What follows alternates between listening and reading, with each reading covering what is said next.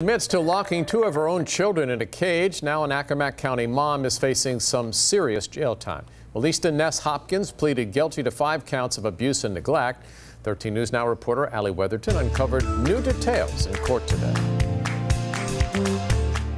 Melissa Ness Hopkins lived in this home with her 5 young boys. This morning, she pleaded guilty to 5 counts of abuse and neglect. She's out on bond until her sentencing. We just wanted to see if you guys had anything to say. You have nothing to say at all? Tucker Watson says his client loves her children and is heartbroken. He says Ness Hopkins' boyfriend died a year before her arrest and the home belonged to his family.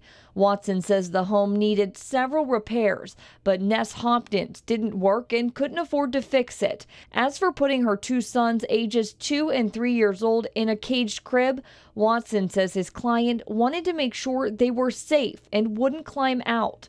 According to Elizabeth Wolf with the Commonwealth's Attorney's Office, back in 2017, social workers received a complaint and went to Ness Hopkins' home.